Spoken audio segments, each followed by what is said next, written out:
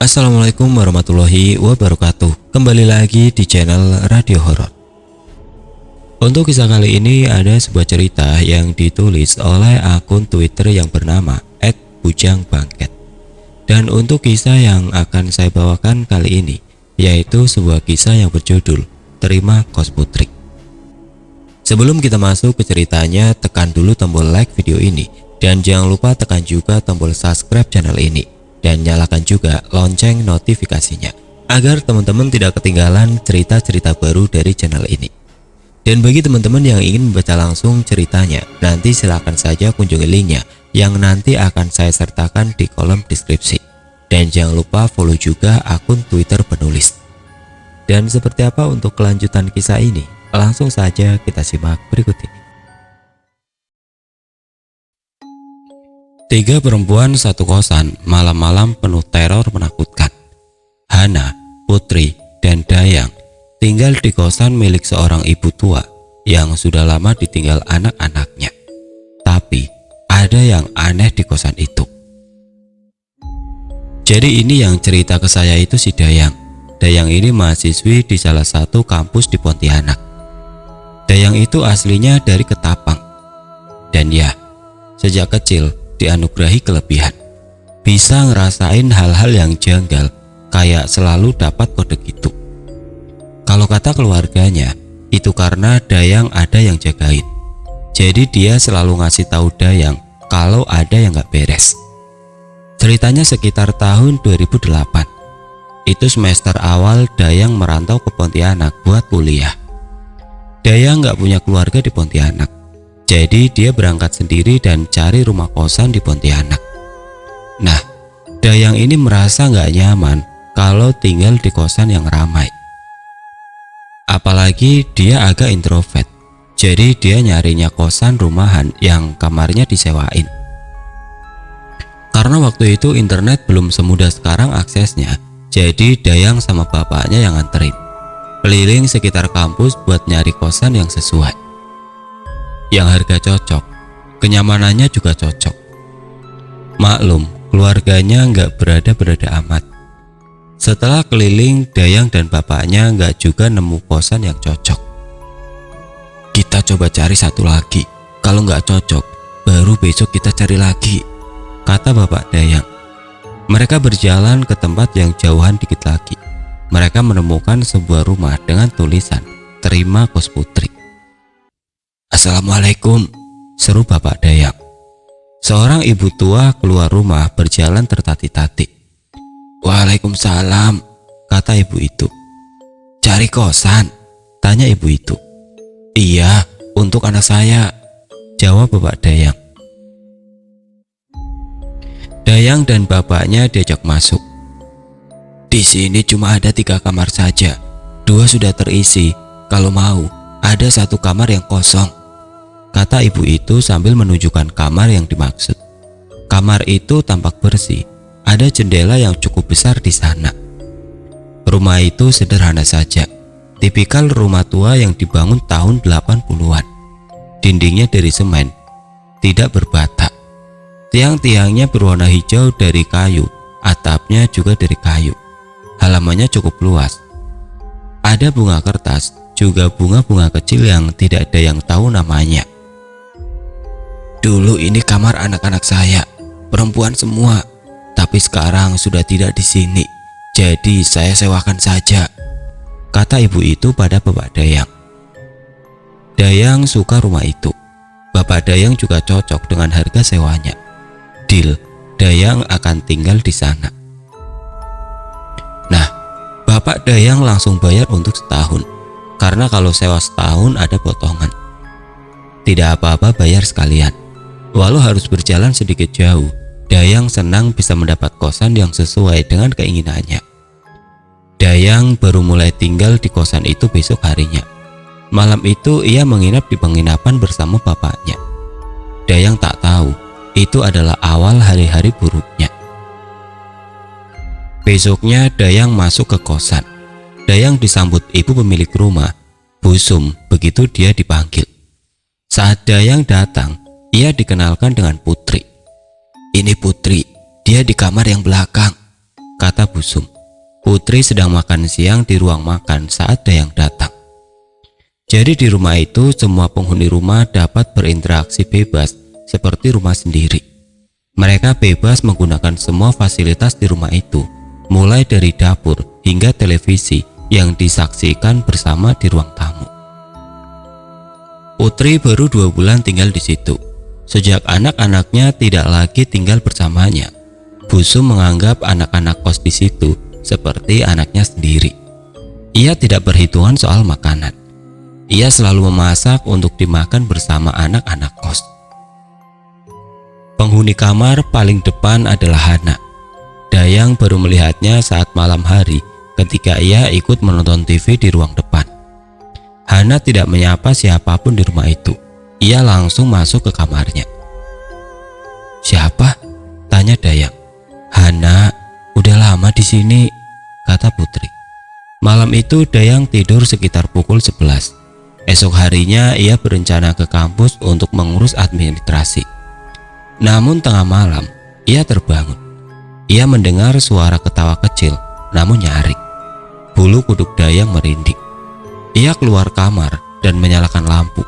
Seisi rumah sudah tidur, tapi suara itu terdengar jelas. Lalu sekian detik kemudian, suara itu menghilang. Dayang terdiam beberapa saat. Ia baru bisa tidur 1 jam kemudian. "Mbak Put, dengar suara ketawa nggak tadi malam?" tanya Dayang. Wajah Putri sedikit berubah. "Ketawa? Enggak tuh," kata Putri sambil mengangkat piring sarapannya yang belum habis. Ia membuang makanan ke tempat sampah, lalu mencuci piring bekasnya. Sore sepulang dari kampus, Dayang duduk di ruang tamu bersama Busum. "Busum sudah lama buka kosan?" tanya Dayang. "Baru setahun. Sebelumnya?" "Ya dulu ada anak-anak ibu, lalu mereka pergi. Ibu kesepian, jadi ibu putuskan untuk jadiin kamar mereka kamar kosan." "Maaf nih Bu, tapi saya penasaran, apa di rumah ini ada yang jaga?" "Jaga bagaimana? Yang jaga rumah ini ya saya," kata Busum terkekeh. "Tapi tadi malam saya dengar suara tertawa."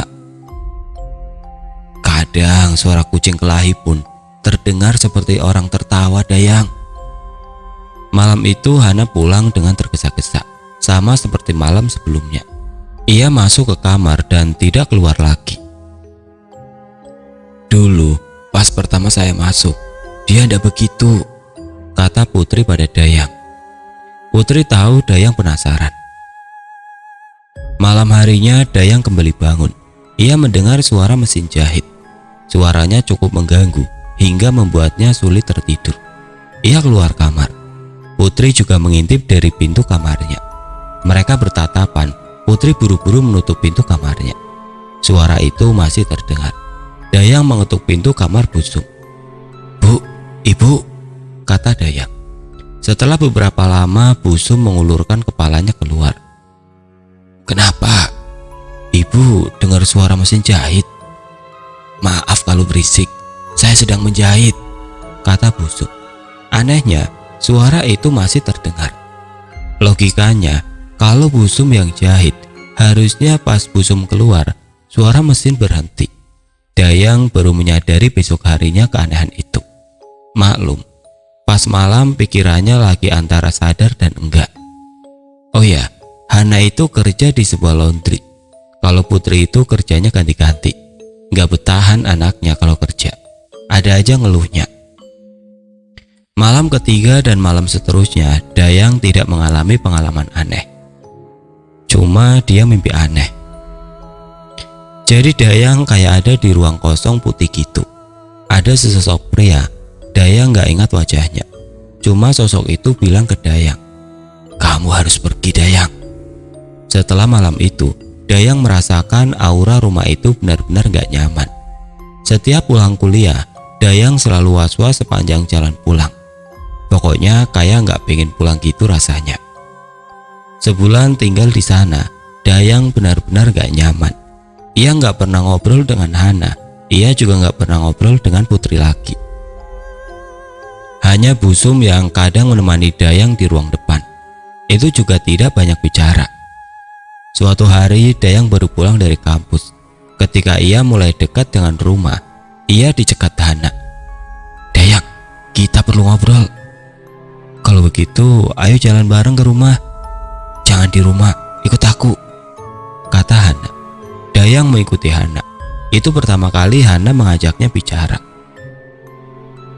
"Kau tahu Dayang, aku sudah lama ingin keluar dari kosan neraka itu." "Kosan neraka?" "Kau pasti merasakan keanehan juga Dayang. Suara tangisan, ketawa dan suara mesin jahit di malam hari itu sering terjadi di rumah itu." "Jadi rumah itu ada setannya?"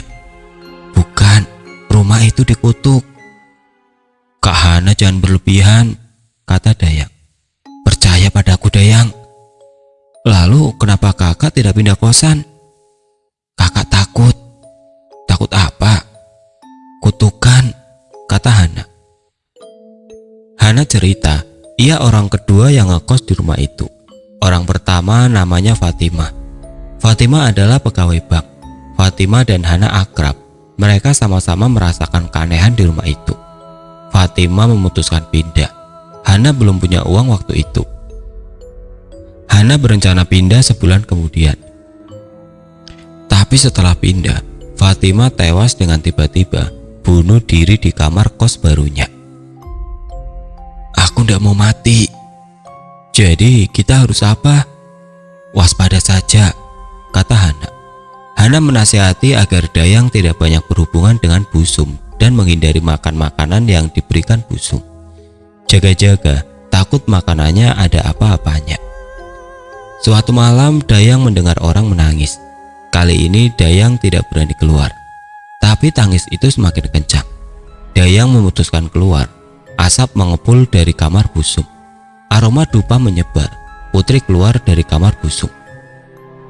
"Ada apa?" tanya Dayang. "Sudah, masuklah," kata Putri. Dayang kembali masuk ke kamarnya. Di rumah itu seolah-olah ada dua kubu. Kubu Hana dan Dayang. Juga kubu Putri dan Busum. Dayang tidak tahu apa yang harus ia perbuat. 3 malam kemudian seisi rumah heboh. Hana teriak kencang. Itu sekitar pukul 3 pagi. Dayang, Putri dan Busum keluar kamar bersamaan. "Persetan kalau ibu mau bunuh saya. Besok saya keluar dari rumah ini," seru Hana. "Bunuh? Siapa yang mau bunuh kamu?" tanya Busum heran. "Saya tahu ada iblis di rumah ini. Selama ini saya takut untuk pindah. Tapi sekarang saya menyerah. Saya tidak peduli kalau saya harus mati," kata Hana. "Ngomong apa kamu Hana?" Busum tampak kaget. Putri membawa gelas berisi air. "Minum dulu Kak Hana, terangin ke Hana dulu," kata Putri. "Alah, kamu sudah bersekutu sama Ibu Sum. Kamu beri apa minuman saya ini?" "Astagfirullah Hana, ngomong apa kamu?" Busum tampak emosi. "Sudah Kak, ayo duduk dulu," kata Dayang. Jadi ini yang dialami Hana. Kalau cuma suara-suara, bukan hal yang baru untuk Hana. Tapi gangguan yang ia alami malam ini berbeda. Malam itu Hana tidak dapat tidur. Sejak membaringkan badan, ia merasa sangat gelisah. Setiap ia berusaha tidur, ia merasa ada sesuatu yang memperhatikannya. Apalagi di langit-langit kamarnya ada triplek yang jebol. Membuat lubang segi 4 itu terlihat semakin menyeramkan.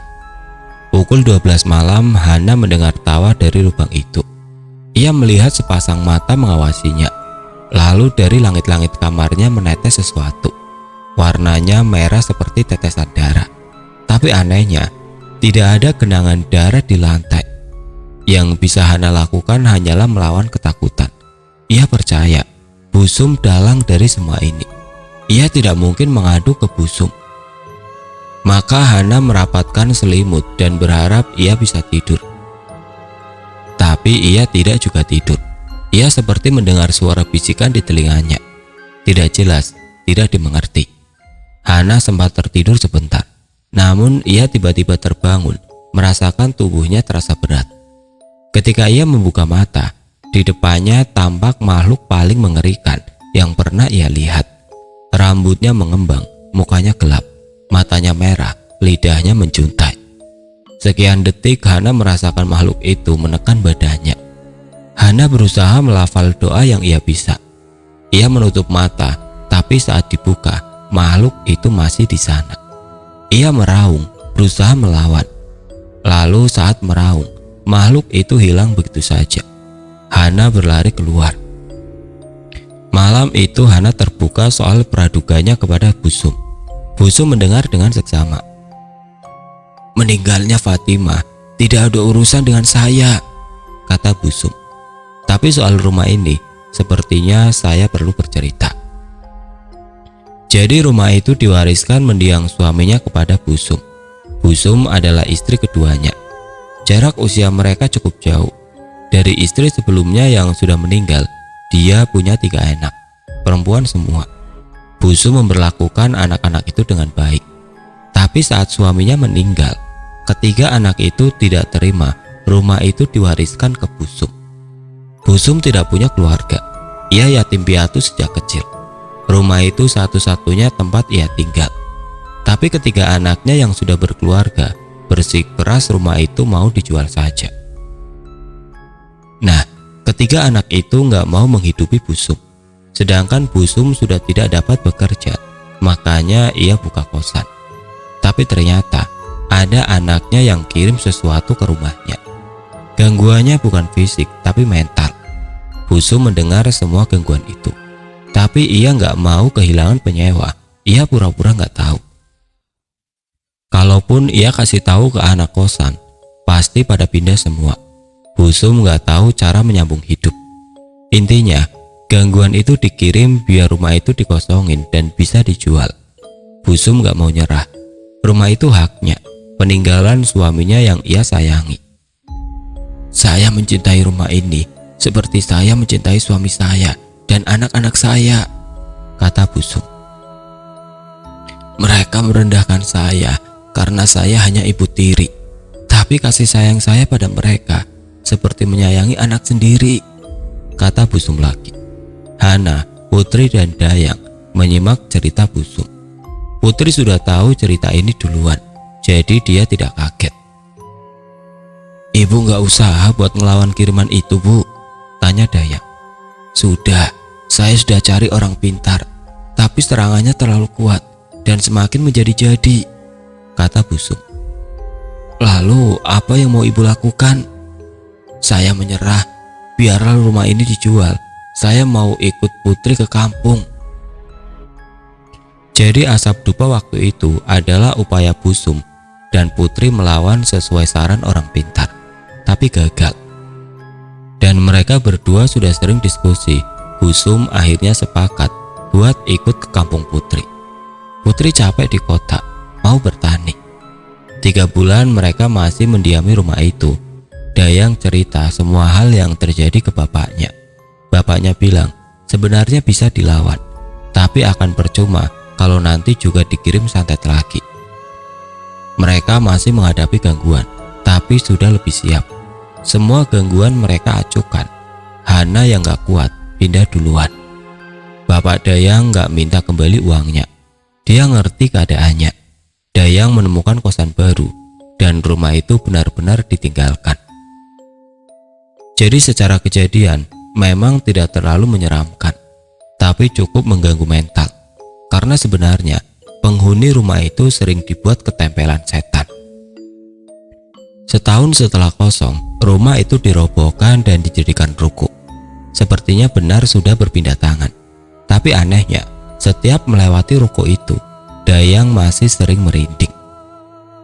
Begitulah cerita Dayang ke saya. Cerita yang sederhana, tapi cukup membuat saya ngeri membayangkan serakahnya manusia atas harta. Dilakukan apa saja, walau harus berlaku licik pada orang tua.